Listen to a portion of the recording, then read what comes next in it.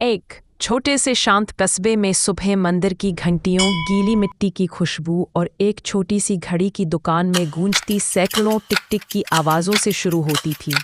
वो दुकान थी अरुण की, एक साधारण मगर निपुण इंसान, 40 के आसपास उम्र, चेहरे पर शांति और जिंदगी का बस एक ही मकसद, अपने बेटे रोहित की परवरिश। अरुण की पत्नी का देहांत तब हुआ था जब रोहित बस कुछ महीनों का था। तब से वो पिता और माँ दोनों बन गया था।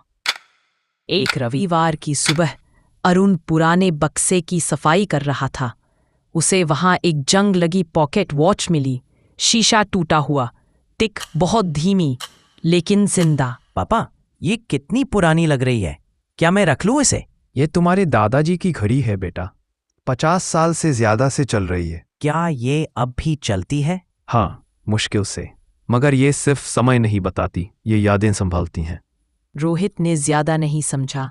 उसे तो बस ये एक पुराना टुकड़ा लगा, पर अरुण के लिए ये उनके पिता की याद थी जो कहा करते थे, समय ही जिंदगी है। साल बीतते गए। रोहित अब 17 साल का हो चुका था। होशियार, तेज, मगर दूर। अब उसकी दुनिया स्क्रीन के अंदर थी। Online classes, social media, games. बातें कम हो गईं और खामोशियां बढ़ गई। हर सुबह अरुण पुकारता, रोहित, नाश्ता तैयार है। 1 मिनट पापा। वो 1 मिनट अक्सर घंटों में बदल जाता। एक शाम स्क्रू ड्राइवर ढूंढते हुए रोहित को वही पुरानी पॉकेट वॉच मिली। जिज्ञासा में उसने चाकू से खोलने की कोशिश की। पीछे का प्लेट टूट गया, अंदर की स्प्रिंग निकल गई और घड़ी रुक गई। उसी वक्त अरुण कमरे में आया। रोहित, ये क्या कर दिया तुमने? पापा, वैसे भी ये चल नहीं रही थी, बस अंदर देख रहा था। बेटा, हर चीज को समझे बिना उसके अंदर झांकना ठीक नहीं। ये तुम्हारे दादाजी की निशानी थी। पापा, ये बस एक पुरानी घड़ी है, इतना गुस्सा क्यों? अरुण की आवाज कांप रही थी, आधा गुस्सा आधा दर्द।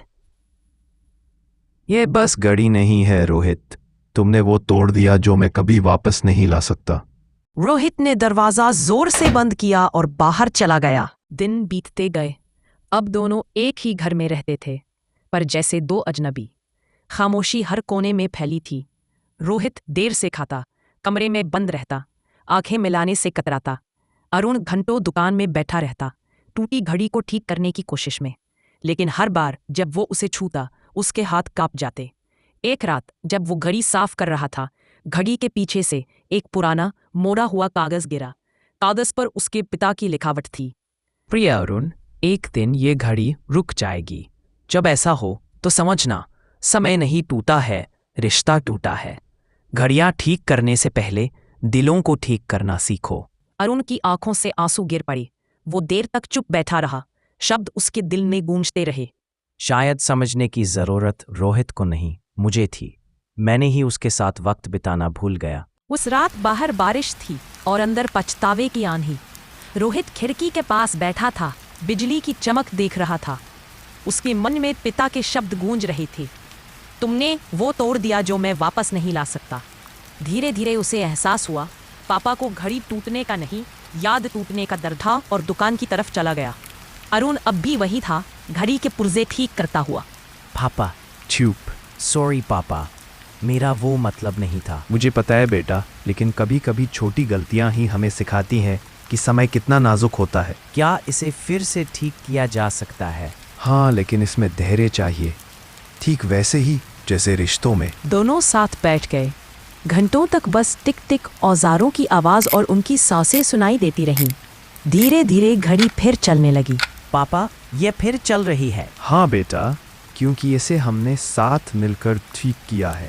अगली सुबह अरुण ने घड़ी रोहित को दी। ये अब तुम्हारी है। मेरी? लेकिन मैंने तो इसे तोड़ा था। और तुमने ही इसे ठीक भी किया।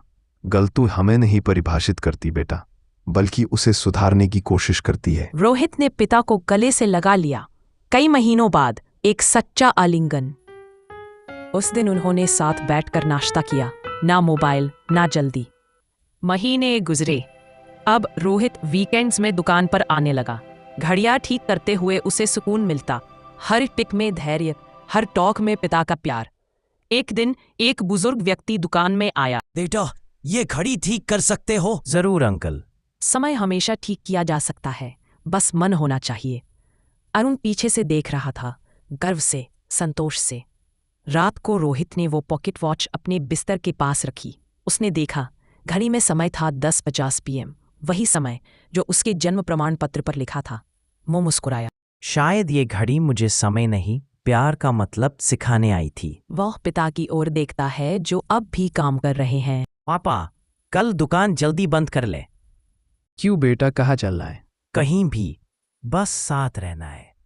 सालों बाद जब अरुण बूढ़ा हो गया, दुकान अब रोहित चलाता था। वही पुरानी पॉकेट वॉच अब भी वहां थी, चमकती हुई, टिकती हुई, अमर। जब कोई उस घड़ी के बारे में पूछता, रोहित बस मुस्कुराकर कहता, ये याद दिलाती है कि समय हर घाव नहीं भरता, प्यार भरता है। और हर रात दुकान बंद करने से पहले वो वही लाइन दोहराता जो उसके दादाजी ने कभी लिखी थी, घड़ियां ठीक करने से पहले दिलों को ठीक करना सीखो। कहानी का संदेश, समय घड़ियों या कैलेंडरों से नहीं मापा जाता, बल्कि उस प्यार, मौजूदगी और सब्र से जो हम अपने अपनों को देते हैं। अगर ये कहानी आपके दिल को छू गई तो इसे उस इंसान के साथ शेयर करें जो शायद समय के साथ बहुत व्यस्त हो गया है।